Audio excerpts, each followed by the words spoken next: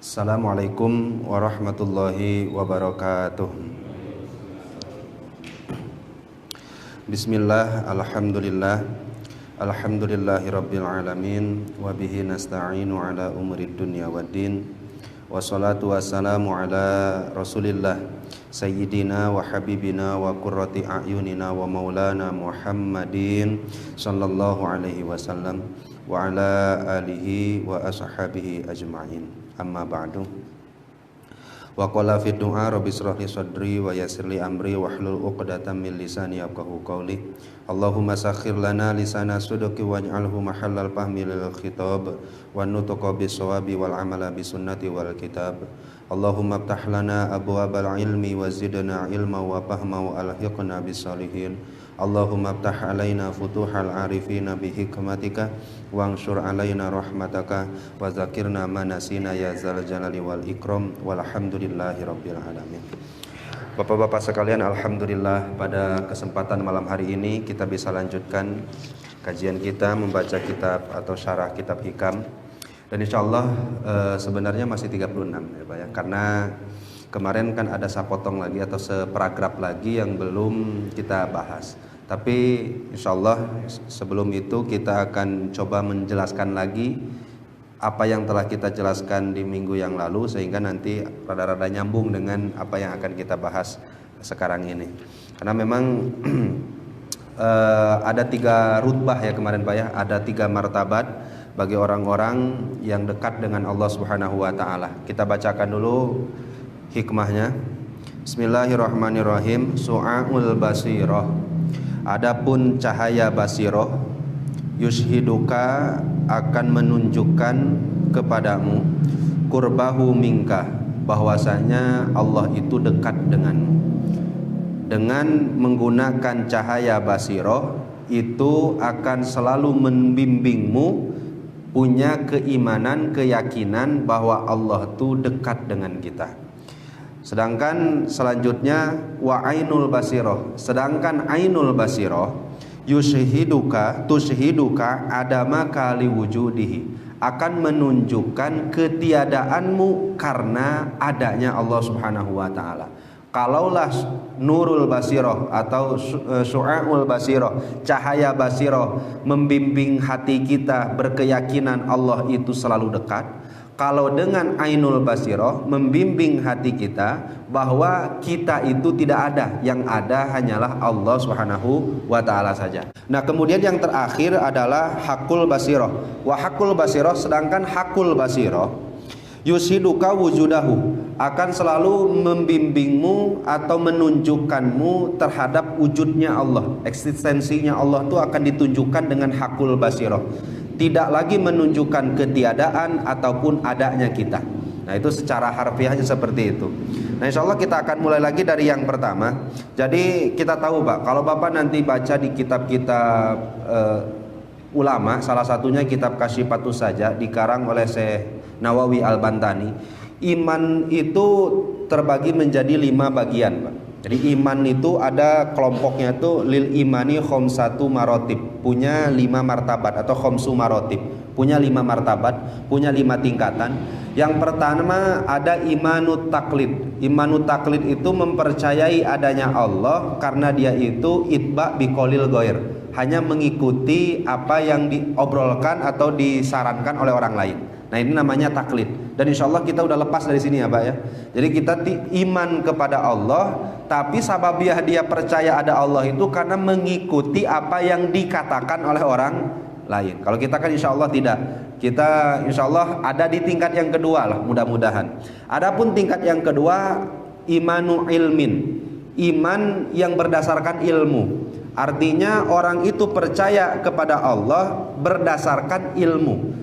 Ilmu dari mana? Ya tentu dari Al-Qur'annya, dari hadisnya. Ia telah teliti Allah itu menggunakan ilmu-ilmu yang sudah dipersiapkan oleh Allah, baik itu melalui Rasulullah ataupun kalamullah ataupun bahkan makalah atau kaul-kaulnya ulama, sehingga dia mengenal Allah Subhanahu wa taala dengan ilmunya.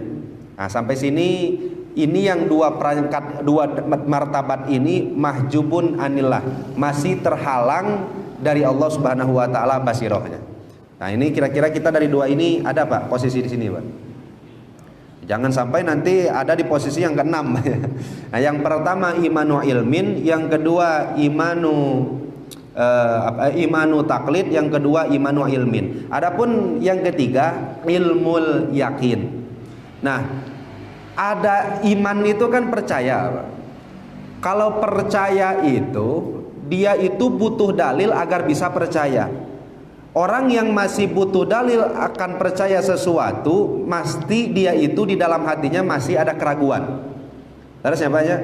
Makanya kan ketika ada seorang ulama ditanya, apa sih ada dalilnya? Apa sih dalil adanya Allah? Kenapa kamu masih menanyakan dalil adanya Allah? Kalau kamu menanyakan dalil adanya Allah, berarti ada keraguan di dalam hati kamu, Allah itu ada.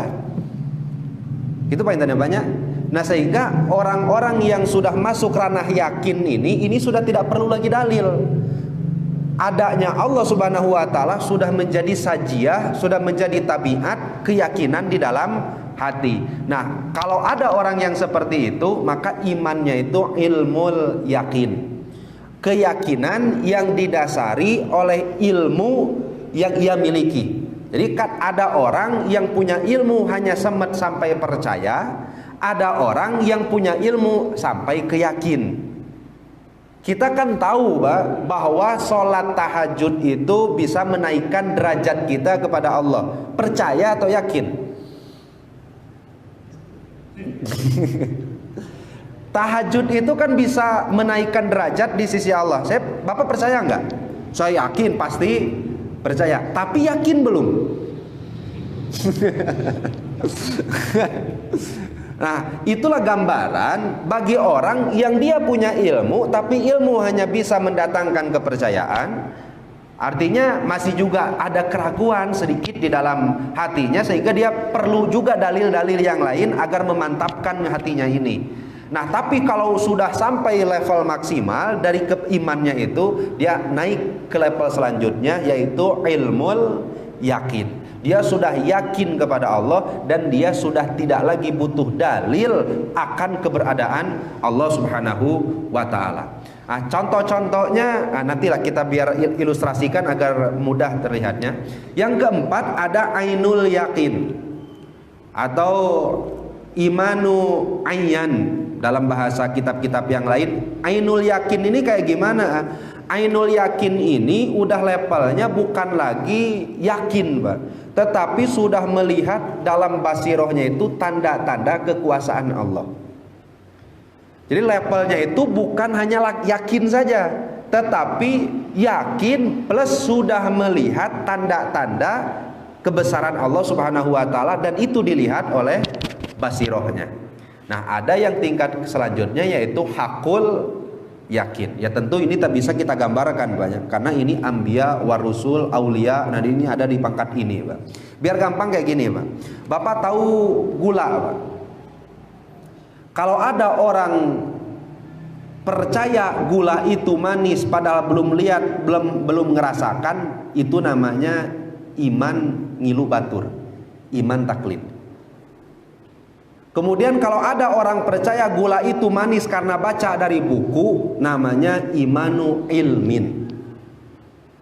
Sampai sini bisa dipahami dulu banyak. Imanu ilmin.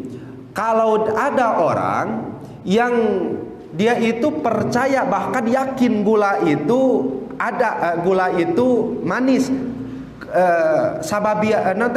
sababianya ya ilmu, ya di depannya ada gulanya. Ya dia baca buku bahwa gula itu manis, terus di depannya memang sudah ada gula. Kira-kira yakin, bukan gula lah, di depannya ada teh manis lah, gulanya nggak kelihatan. Di depannya ada teh manis, yang manis itu berasal dari gula. Kira-kira orang yang seperti ini yakin nggak kalau gula itu ada, Pak?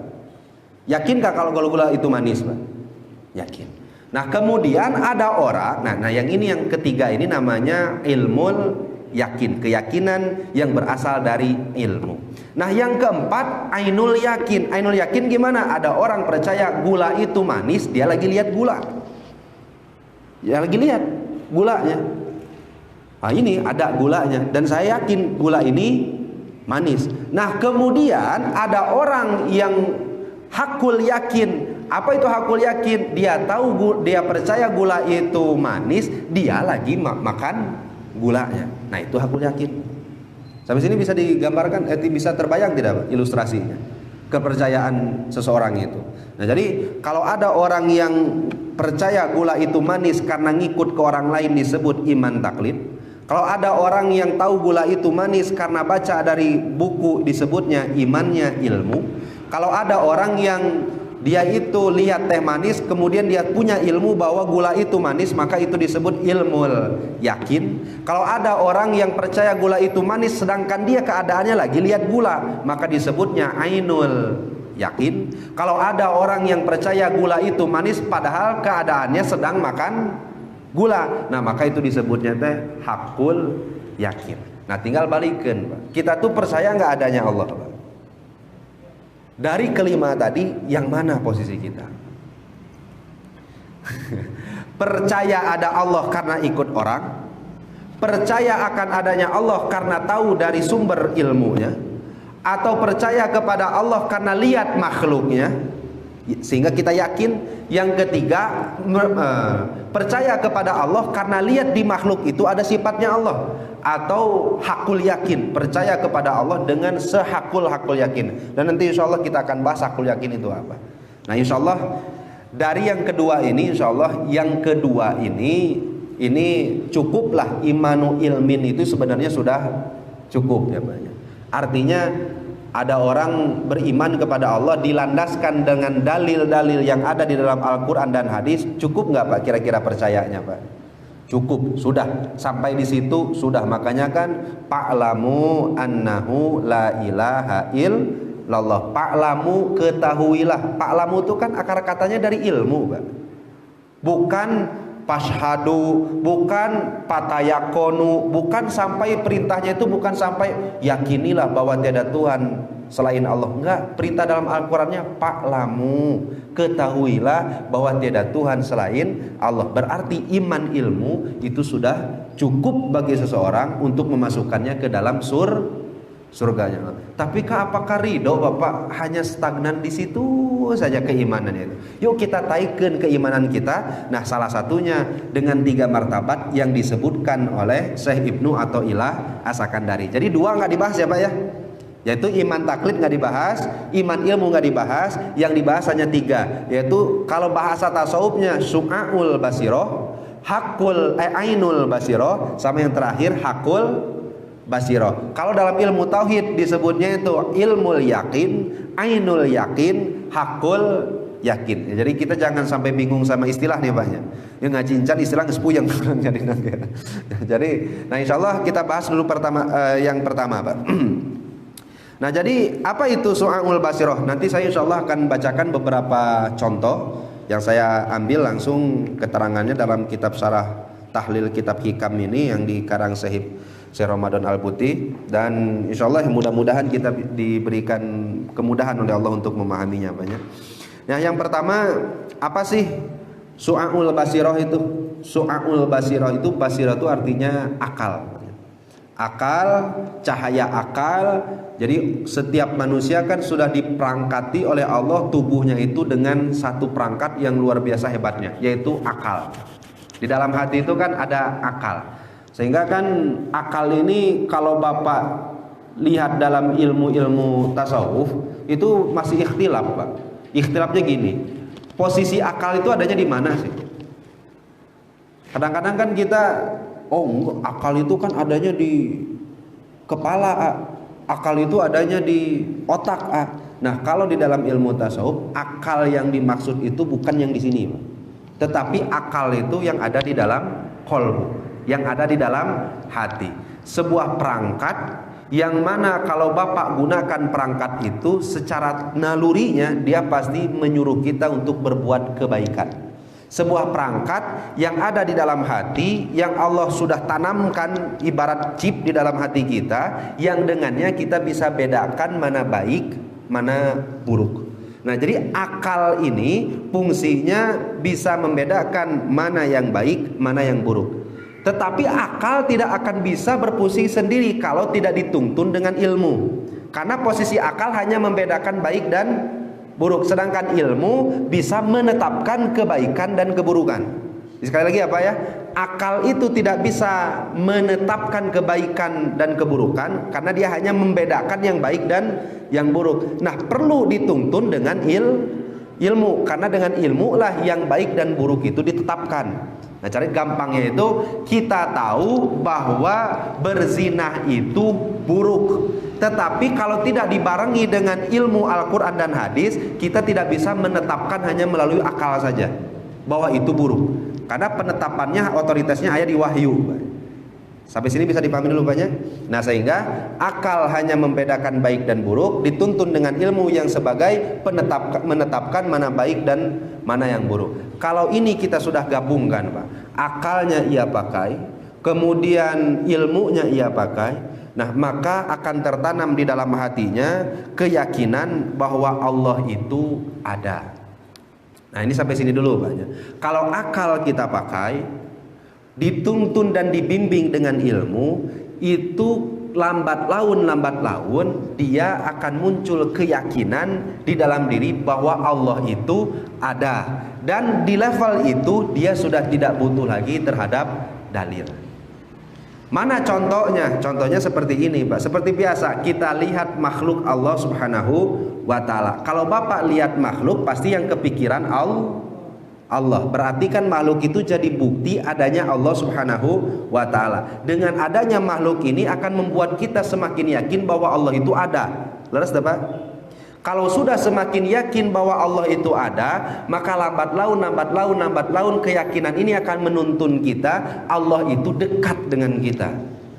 Kenapa Allah itu dekat? Karena Allah sendiri yang menyebutkan dalam Al-Quran, Ainama wa huwa ma'akum ainama kuntum. Allah ada dimanapun engkau berada, maka di situ ada Allah. Allah akan selalu bersamamu, ainama kuntum, dimanapun engkau berada. Sehingga kita ulangi banyak, rada lambat ya banyak. Sepadas sepanang teing ya banyak. Bari ngopi bari ngaleun kita nanaon, bari santai, bari selonjoran, mangga, bari goler-goler kita jadi masalah, Pak. Yang penting jangan tidur ya atas. Nah gini, Pak. Artinya gini, ainul yakin itu adalah kondisi di mana seseorang dia itu punya keyakinan, sababiah keyakinannya itu dua. Satu akal, dua ilmu. Nah, kira-kira kita sudah punya keyakinan belum, Pak, bahwa Allah itu ada? Apa yang membuat Bapak yakin Allah itu ada? Pasti makhluk. Benar nggak, Pak? Pasti makhluknya. Yang bikin kita yakin kepada Allah itu ada, yaitu makhluknya. Sehingga kita butuh nggak ke makhluknya, Pak? Butuh tidak, Pak? Butuh, agar menjadi indikator akan kewujudan Allah. Nah, sehingga orang yang sudah masuk ke level ini, ke level yakin ini, pada mulanya dia itu akan melihat, menjadikan makhluk itu sebagai dalil adanya Allah Subhanahu wa ta'ala. Dan setelah itu dia akan semakin yakin akan keberadaan Allah. Kalau sudah semakin yakin dengan keberadaan Allah, kira-kira butuh lagi nggak dalilnya, Pak? Butuh nggak, kene nggak dalilnya? Kalau Bapak sudah tidak butuh lagi dalil dengan adanya keberadaan Allah, Bapak sudah masuk ranah ainul yakin. Sini bisa dipahami banyak. Kenapa? Karena kalau Bapak yang pertama, yang ain ilmu yakin, kalau lihat makhluk ini dijadikan sebagai indikator adanya Allah. Ini kita kan ranahnya di sini nih, Pak nih. Jadi kalau lihat makhluk tuh pasti yang kebayang apa, Pak? Ciptaan Allah, pasti kita menuntun hati kita, oh benarnya Allah itu kuasa, Allah tuh ada. Mana ini tinggal ciptaannya begitu banyak dan begitu indah. Tapi kalau Bapak melihat makhluk, mata yang hadir di dalam mata kita pohon, tapi di dalam basiroh kita adalah sifatnya Allah, maka kita sudah melihat Allah secara ainul yakin. Jadi jangan sampai Bapak berbicara, oh orang melihat Allah itu berarti melihat wujudnya Allah. Enggak. Allah itu laisa kamislihi syai'un. Jangan dianggap Allah itu bisa kita visualisasikan dengan apapun. Jadi ngageblok dina hate cahaya bodas aya kursian. Enggak, itu masih makhluk. Allah itu tidak seperti itu. Ketika kita melihat Allah, apa maksudnya melihat Allah? Melihat sifat-sifat Allah yang ada di makhluknya. Makanya kan ketika kita lihat diri kita, suatu saat kita tuh pingin beribadah. Saking pinginnya beribadah, kita bersiap-siap di sore harinya, bahkan di malamnya kita tidur cepat agar nanti malam bisa bangun. Ternyata bablas nepi ka subuh. Menandakan keinginan kuat pun tidak bisa membuat kita untuk tetap beribadah. Oh, saya lemah. Ketika Bapak menyadari, oh saya lemah, yang hadir adalah Allah Maha Kuat, Allah Maha Kuasa. Karena melihat diri sendiri yang lemah ini, maka disitulah kita disebut ainul yakin. Sampai sini bisa dipahami, Pak? Nah, nanti kalau orang-orang yang sudah hakul, nah ini kita balik lagi, Pak, su'aul basiroh tadi. Orang-orang yang menggunakan cahaya basiroh, cahaya akalnya, dia sudah merasa dekat dengan Allah. Ada nggak ciri-cirinya? Ada. Apa ciri-cirinya? Dia akan senantiasa merasa diawasi oleh Allah. Nah, ini yang susahnya itu. Kita tuh yakin ada Allah, tetapi susah merasa diawasi oleh Allah. Laras tuh? Yakin adanya Allah, yakin. Tapi geninganan eta salatna telat wae. Nya eta mah beda deui. Geninganan eta sok maksiat wae. Eta mah da beda deui, berarti belum masuk ranah yakin. Ranahnya masih percaya. Sampai sini bisa dipahami banyak. Jadi cirinya apa sih orang-orang yang sudah masuk ke ilmu yakin ini? Orang yang punya keyakinan akan keberadaan Allah, dan keyakinan ini menuntun dia merasa Allah itu selalu dekat dengan dia, sehingga Allah itu selalu mengawasi dia. Nah, inilah makna ihsan, beribadahlah seperti engkau dilihat oleh Allah. Kenapa bisa merasa dilihat oleh Allah? Karena saking yakinnya kita Allah itu ada. Apa yang bisa bikin kita percaya akan adanya ilmu yakin tersebut? Nah, seperti gini, Pak. Bapak punya anak, kemudian anak itu dipesantrenkan. Di rumah beres pesantren 5 tahun, dia pulang bawa kitab, pergi lagi pesantren 5 tahun. Di tengah-tengah malam Bapak tuh rindu dengan anak Bapak. Kemudian Bapak lihat kitab-kitabnya. Ketika Bapak lihat kitab-kitab anak itu, yang datang ke hati anaknya atau kitabnya? Yang terlihat dan tergambar di hati kitabnya atau anaknya? Anaknya. Hadir kan anaknya di dalam hati kita. Nah, seperti itulah seseorang kalau sudah masuk ranah ainul yakin, yang dilihat tuh anaknya. Seperti itulah dia ketika seseorang punya anak pesantren, kitabnya, bajunya ada di rumah, yang dia pegang tuh baju anaknya, tetapi merasa anaknya itu ada di dekatnya. Nah, keyakinan seperti itulah yang disebut dengan ilmu yakin. Kalau ada orang punya istri, kemudian istrinya sudah meninggal, setelah itu ada pakaian dan bajunya yang ada di lemari, dibukanya lemari, terlihat ada bajunya, yang hadir bukan bajunya, malah sosok istrinya. Itu ainul yakin namanya. Ada nggak kayak gitu? Ada. Nah, sehingga kita ini dengan makhluk itu hasilnya jadi kayak gimana? Kita lihat makhluk Allah menjadi yakin dan merasa Allah itu dekat, atau kita lihat makhluk Allah jadi langsung melihat sifat Allah. Jadi kita dari dua ini yang mana?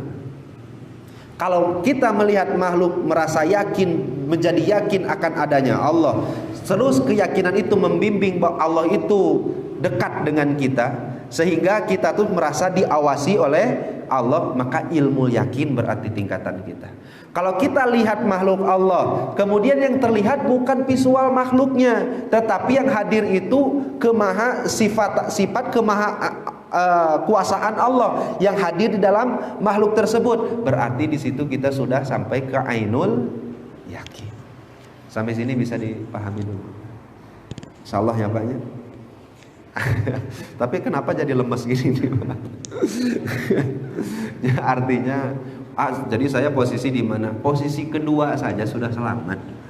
Ini kan Bapak itu kan cara-cara ayeuna mah ini teh udah sampai ke batas apa ya Pak ya? Kalau nilai sekolah itu supaya lulus tuh batas minimal itu disebut apa Pak? Udah nilainya mah udah minimal mah udah tercapai. Tapi kan kita pinginnya kalau di mahasiswa cum laude gitu ya Pak ya. Bahasanya itu naon Pak? Ya pinginnya mah terbaik gitu ta. Nah, ini ada di tingkat ketiga, tingkat keempat atau tingkat kelima.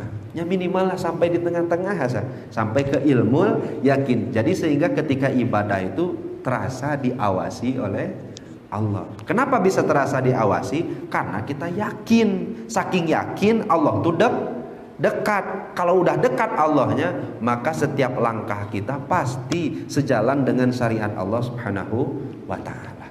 Makanya kalau Bapak nanti lihat ada orang ngaku-ngaku, oh saya sudah ilmu yakin, tetapi jalan syariatnya tidak sesuai dengan apa yang ada di syariat, jalan sehari-harinya tidak sesuai dengan apa yang ada di dalam syariat, itu bohong. Kalaulah boleh orang yang sudah sampai ilmu yakin meninggalkan syariat, maka tentu Kanjeng Rasul orang pertama yang meninggalkan syariat.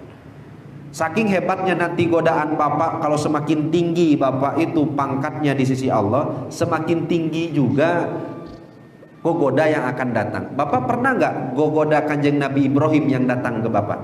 Kanjeng Nabi Ibrahim itu setan menjelma. Ketika menjelma yang dia ucapkan tuh uhilat laka muharramat, yang hal ya uhilat laka muharramat, ya Ibrahim uhilat dihalalkan laka buat kamu khusus al muharramat yang haram. Sampai setan datang ke Kanjeng Nabi Ibrahim, godaannya nggak buat lagi maksiat Pak. Yang datang setan, kemudian kata setan itu ke Kanjeng Nabi Ibrahim, kamu sekarang dari mulai ini karena sudah menjadi kekasih Allah, yang haram-haram sudah halal bagi kamu. Kira-kira kalau kita di posisi itu tijalikeun moal. Wah, ngeunah ya lamun kieu. Nah, di situ Kanjeng Nabi Ibrahim sadar apa? Artinya masa ada seseorang Allah memerintahkan hambanya, dia ngakunya Tuhan. Iblis itu godanya Kanjeng Nabi Ibrahim itu ngakunya Tuhan. Artinya kamu sudah dihalalkan yang haram, ngakunya Tuhan. Kira-kira kalau kelas kita kedatangan pangkat iblis yang kayak gini, ini kira-kira tisoladat mual? Yes pasti tisoladat. Nah sehingga semakin besar levelnya, makanya kan sampai Kanjeng Nabi Ibrahim itu kan suruh baledog ya Pak. Sampaikah tapaulnya kita, napak tilas lah cara orang mah, napak tilas kita. Kalau Bapak nanti pergi umroh atau haji pasti ada jum. Itu kan napak tilas. Oh itu setannya kabaledog enggak? Padahal mah setan mah teu kabaledog, itu cuma napak tilas saja. Aqobah, wusto, itu kan itu hanya napak tilas dari godaan Kanjeng Nabi Ibrahim dulu kedatangan setan. Itu luar biasa. Ahli Kanjeng Nabi Ibrahim sudah pangkat apa? Hakul yakin. Pangkatnya itu udah seperti itu. Makanya yang datang itu bukan ecek-ecek lagi ya Pak ya, setan. Nah itu ilmu yakin Pak. Dan mudah-mudahan ilmu yakin ini kita miliki ya Pak ya. Nah artinya ilmu yakin ini suatu ketika Pak, ini saya bacakan satu riwayat. Di zaman sahabat ada sahabat yang terkenal paling zuhud, itu Sayyidina Umar bin Khattab. Itu Sayyidina Umar bin Khattab itu dalam kitab Nasoiul Hibat itu sampai sitata asyara. Kalau pakai baju itu 16 tambalan minimal. Pakai baju tuh. Jadi bajunya tuh jubahnya itu sampai ada yang ngitung itu 16 tambalan. Orang makan soek seetik ganti. Sayyidina Umar enggak, itu pangkatnya presiden. Suatu ketika ada seorang Maliku Persia. Maliku Persia itu raja Persia atau bisa dikatakan perdana menterinya lah Persia pada saat itu zaman Khalifah Umar bin Khattab. Namanya itu Hurmazan. Anal Hurmazan lama qodima al Madinata, datang ke kota Madinah karena kan Persia kalah oleh muslimin, kemudian ditawan, kemudian mau diserahkan ke Sayyidina Umar bin Khattab. Datang ke Madinah, ingin bertemu, tujuannya bertemu dengan Sayyidina Umar bin Khattab. Nah kemudian dia pada saat perjalanan itu bertanya, ada anak-anak ditanya, ada orang bertanya, di mana Sayyidina Umar? Maka ada yang nunjukkan, oh Sayyidina Umar tuh lagi tidur di masjid. Ini hebatnya. Ketika tidur di masjid itu ternyata daluhu ala ardin aro'a kana yatamaddadu biha. Sayyidina Umar ternyata lagi tertidur di masjid yang tidak beralaskan apa-apa, hanya beralaskan tanah. Kemudian dibantal, mutawasidan bina'li na'lahu, yang ia jadikan bantal itu adalah sendalnya. Bayangkan Bapak, Umar bin Khattab, seorang yang mubasyirina bil jannah, pangkatnya khalifah, tidur di masjid tidak beralaskan apa-apa, di bantalanku sendal. Kira-kira Bapak sanggup nggak kayak gini? Jangan, aduh, kok kaki gitu teuing gitu Sayyidina Umar tuh. Kok bisa seperti itu? Sampai-sampai Hurmazan yang melihat itu dia tercengang. Saking tercengangnya, pengawasnya mana? Kan biasa kalau presiden keluar dari rumah itu minimal itu diabring ku 5 mobil, Pak. Ayam moge na, jaba ayam mobil na, pokoknya mah semua pengawalnya mesti ada. Sayyidina Umar tidur sendiri, sampai-sampai Hurmazan bertanya-tanya, mana hari suhu, mana yang jaganya, mana pengawalnya. Nanti ini kalau ditikam sama orang kayak mana dan bagaimana. Nah maka ketika bangun Sayyidina Umar bin Khattab, barulah kita Sayyidina Umar bin Khattab tahu itu adalah Hurmazan. Kemudian Hurmazan berkata kepada Sayyidina Umar bin Khattab, adalta fa amanta fa namta ya Umar. Kamu adalah orang yang adil Umar, karena keadilanmu membuat kamu nyaman dan kamu tertidur tanpa ada pengawalan sama sekali. Apa yang bisa kita ambil petik hikmah dari ini? Bahwa kalau orang sudah yakin kepada Allah Subhanahu wa ta'ala, maka dia mau dia pangkatnya khalifah, mau dibenci oleh orang musyrik sekalipun, mau diteror, mau apapun, pastikan Sayyidina Umar dicari-cari sama orang musyrik, dicari-cari sama orang Persia. Kenapa? Karena dia khalifahnya pada saat itu. Khalifahnya terbunuh berarti kalah. Ini hitungannya kayak gitu. Tapi karena keyakinannya bahwa Allah itu dekat, keyakinannya bahwa Allah Subhanahu wa ta'ala itu akan selalu menolong orang-orang yang bersabar, orang-orang yang beriman, maka keyakinannya itulah yang menuntun dia tidak perlu pengawalan sama sekali. Sampai sini bisa dipahami. Kira-kira katurutan Pak? Insyaallah. Ini ilmu yakin. Nah kalau ainul yakin tadi sudah ada gambarannya ya Pak ya. Nah kalau orang-orang yang sudah ainul yakin, nah ini biar saya simpulkan sedikit-sedikit aja Pak, biar gampang nantinya. Kalau orang-orang yang sudah ilmu yakin, keyakinannya tadi bukan saja mendatangkan ke dalam hatinya Allah itu dekat, tetapi dia sudah mulai menambah ibadah di luar batas wajar kemanusiaan. Sekali lagi ya Pak ya, kalau orang yang ilmu yakin, dia akan semakin getol ibadah, tetapi kemudian dia akan jauhi yang haram. Tetapi kalau orang yang sudah ainul yakin, dia itu ibadahnya, istiqomahnya sudah seperti di luar batas kewajaran. Ada orang ibadah, ada seorang ibadah sampai bengkak kakinya, wajar enggak? Ada orang yang sholat malam hari sampai bengkak kakinya, pernah enggak? Wajar enggak kira-kira ada orang yang kayak gitu? Enggak wajar kalau itu dibandingkan dengan kita. Bahkan orang yang melakukan itu sudah dapat jaminan masuk surga, yaitu Rasulullah Shallallahu Alaihi Wasallam. Tetapi istiqomah menambah ibadah-ibadah di luar ibadah orang-orang biasa. Kalau kita cukup dengan ibadah qobliyah, ba'diyah dan wajib, sedekah yang sunnah ditambah dengan zakat, puasa yang wajib ditambah dengan puasa yang sunat, kalau mereka levelnya lebih dari itu. Sayyidina Utsman bin Affan kalau baca Quran sampai khatam. Sayyidina Abu Bakar As-Siddiq kalau sedekah sampai habis hartanya. Sampai-sampai kan itu ada dalam surat Al-Baqarah ketika wa idza qila lahum aminu kama amanan nas, yuk iman seperti imannya para sahabat. Itu kan ejekan sahabat kayak gimana, Pak? Qalu anu'minu kama amanas supaha. Kok kami disuruh iman seperti iman orang bodoh? Orang bodoh itu siapa? Contohnya sahabat Rasul. Menurut pandangan mereka sahabat itu bodoh. Kenapa bodoh? Asalnya sebelum Islam benghar masuk Islam miskin. Kalau Bapak pada saat itu ada di zaman Abu Bakar, mau ikut yang mana? Sebelum Islam benghar masuk Islam malah miskin. Tapi secara logika bener nggak perkataan orang kafir tadi, Pak? Kalau logika keduniaan iya harusnya, dan logika ibadah kita sehari-hari kayaknya bener juga. Kenapa? Karena kan kita kadang-kadang ibadah tuh yang benghar, kadang-kadang kita kan duha yang benghar, kadang-kadang kan kita baca Quran tuh yang benghar.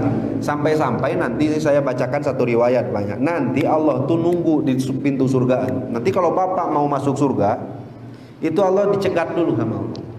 Apa yang Allah tanyakan, walaupun sebenarnya nggak jadi masalahnya, Pak ya. Cuma nanti malu masalahnya. Kenapa malu? Nanti Allah nanya, kamu sholat? Sholat. Apa pasti nanya? Jawab sholat. Kemudian ditanya ke Allah, sholat kamu buat siapa? Bapak jawab siapa? Apa? Sholat yang kamu lakukan di dunia buat siapa? Kira-kira Bapak nanti jawab apa? Buat saya, kata Allah, atau buat surga?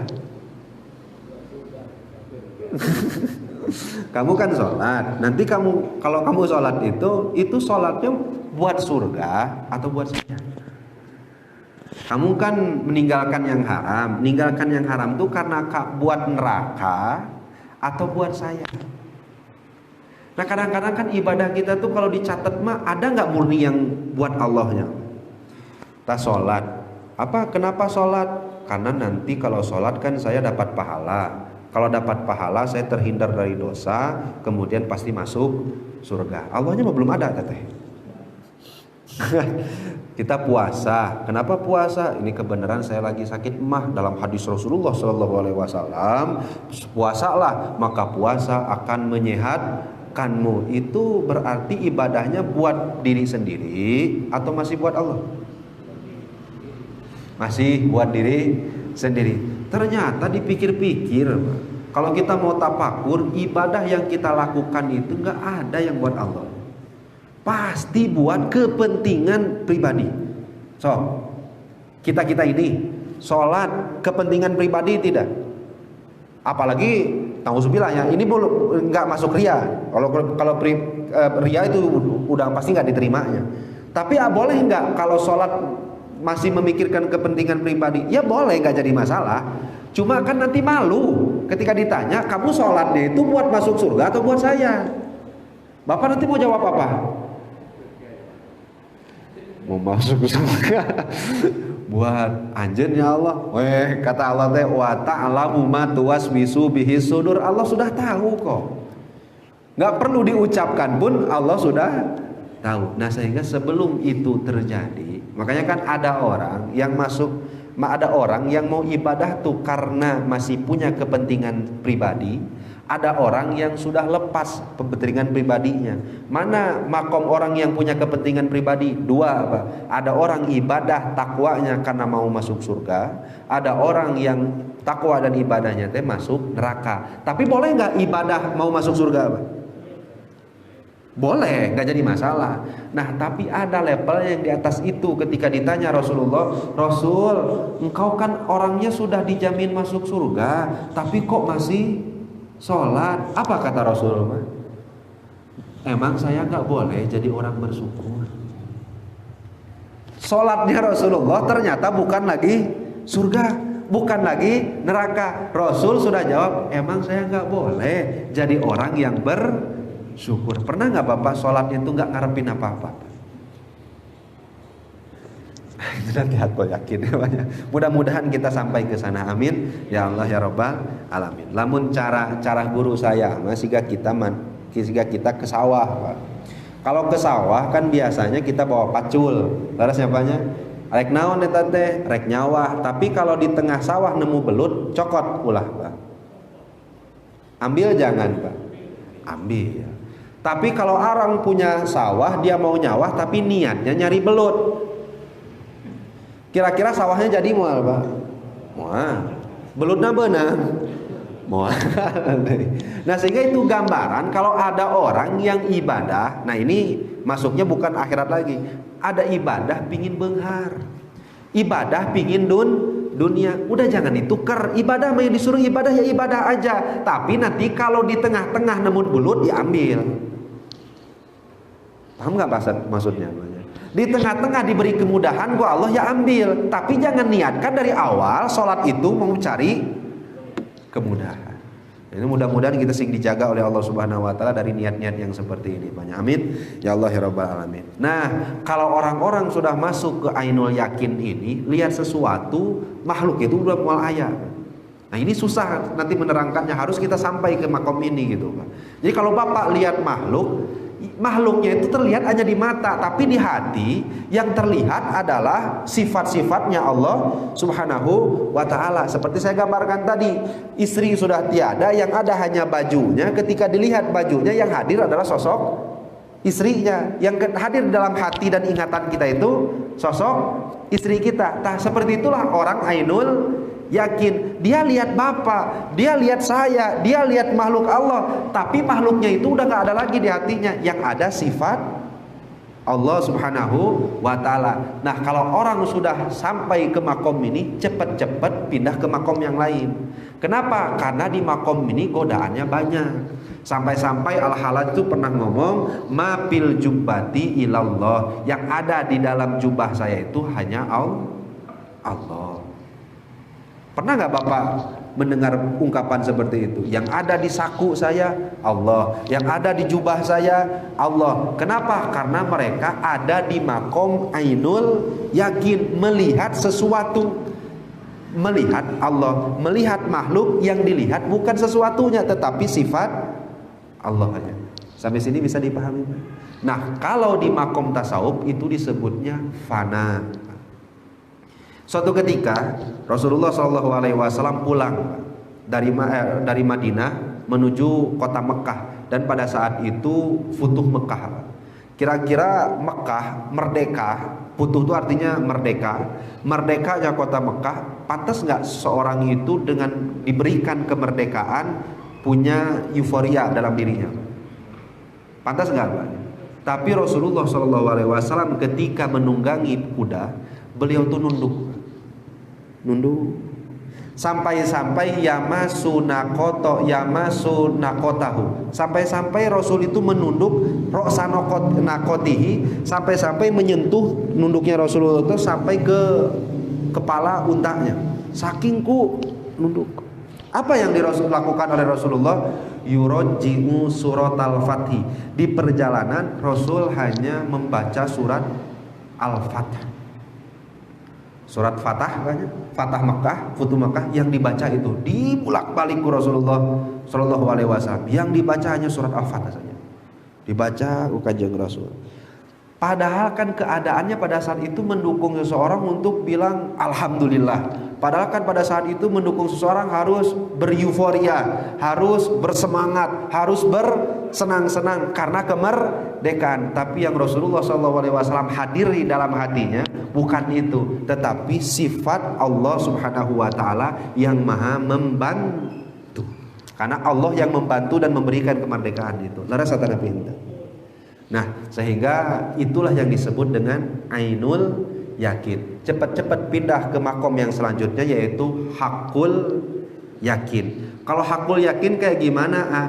Kalau hakul yakin itu orang yang pindah dari ainul yakin ke hakul yakin. Kalau ainul yakin lihat makhluk, makhluknya nggak ada. Kalau hakul yakin udah makom Rasulullah, makhluk ada, tetapi hati nggak bisa hilang dari Allah. Di sini bisa dipahami banyak. Nah, kalau ada orang masuk rumah, ada rumah museum lah, biasanya kan di dalamnya indah-indah. Ada orang di luar nggak masuk, maka yang kayak gini disebutnya tuh orang awam, nggak tahu kan yang di dalam seperti apa. Kemudian masuk ke dalam, kira-kira di dalam dia takjub tidak, Pak? Waduh, geninganan peninggalan sejarah teh kieu indah-indah. Kira-kira kepikiran nggak yang di luar? Karena indah yang di dalam, yang di luar kepikiran tidak? Ayam maling digebugan, ayam motor gandeng, kepikiran tidak? Tidak, nih orang lagi ainul yakin. Nah, telah masuk ke sini, keluar lagi lah orang tersebut. Bercengkramalah dengan yang umum. Dia sudah tahu apa isinya di dalam dan dia sekarang ada di luar. Orang yang berada di hakul yakin ini penampilannya seperti awam, ibadahnya seperti awam, tetapi keyakinannya ainul yakin. Sampai sini bisa dipahami, Pak? Nah, makanya kalau orang-orang yang ainul yakin masih di sini, ini nggak bisa diambil omongannya, Pak. Kalau ada orang lagi jadab lah bahasanya, saking ku merasa melihat Allah dan semuanya sudah tidak terlihat, itu akan muncul kata-kata yang aneh-aneh. Ya seperti yang tadi ya, banyak di jubah saya ada Allah. Ini kalau kayak gini gimana? Jadi fitnah kan?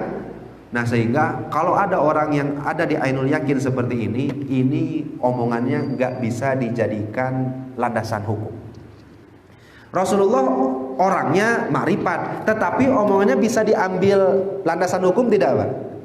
Kenapa? Karena beliau bukan di ainul yakin, beliau beradanya di hakul yakin. Jasadnya, makhluknya masih hadir, tetapi Allahnya nggak bisa hilang. Kalau ainul yakin, Allahnya nggak hilang, makhluknya Allahnya ada, makhluknya hilang. Kalau orang yang awam gimana? Kalau orang yang awam makhluknya ada, Allahnya eueuh. Kalau orang yang ilmu yakin gimana? Makhluknya ada, setelah itu baru ada Allah. Karena makhluk jadi dalil adanya Allah. Sampai sini bisa dipahami, Pak? Insya Allah ya banyak. Nah, dan itulah yang dimaksud oleh Syekh Ibnu Athaillah As-Sakandari. Kalau kita menggunakan hakul basir, menggunakan akal, ilmu, insya Allah tumbuh keyakinan Allah dekat. Kalau kita menggunakan ainul basiro, maka yang lain sudah tidak ada, karena yang ada hanya sifat Allah. Kalau kita menggunakan hakul basiro, maka makhluk ada, Allah pun tetap ada. Sampai sini bisa dipahami banyak dan bisa mengerti maksud kalam hikmah Syekh Ibnu Athaillah As-Sakandari ini. Nah, insya Allah mudah-mudahan kita semuanya sing dipapari dan kemakrifatan oleh Allah Subhanahu wa taala dan bisa merasakan ibadah seperti diawasi atau seperti melihat Allah Subhanahu wa taala. Jadi bisa sekarang ya Pak menjelaskan, memaknai ibadah seperti melihat Allah. Bisa Pak memaknainya? Insyaallah ya Pak ya. Ibadah seperti diawasi oleh Allah, dilihat oleh Allah. Bisa memaknainya Pak? Insyaallah. Nah, karena kalau ibadah seperti dilihat oleh Allah, ilmu yakin. Kalau ibadah seperti melihat Allah disebutnya ainul yakin. Sebelum ditutup ada pertanyaan Tanah Picekap. Saya rasa ini bapak-bapak sudah sangat cukup sekali dan sudah sangat puyeng sekali. Sehingga ya kita berdoa kepada Allah Subhanahu wa taala yang mudah-mudahan sing dipaparinan pemahaman, sing dipaparinan taufik hidayah sehingga bisa mengamalkannya dalam kehidupan sehari-hari. Amin ya Allah ya rabbal alamin. Hapunten ya banyak anu kasuhun, mudah-mudahan sekali lagi ini menjadi manfaat khususnya bagi saya, umumnya bagi kita semuanya. Wabillahi taufik wal hidayah wal afu minkum. Wassalamualaikum warahmatullahi wabarakatuh.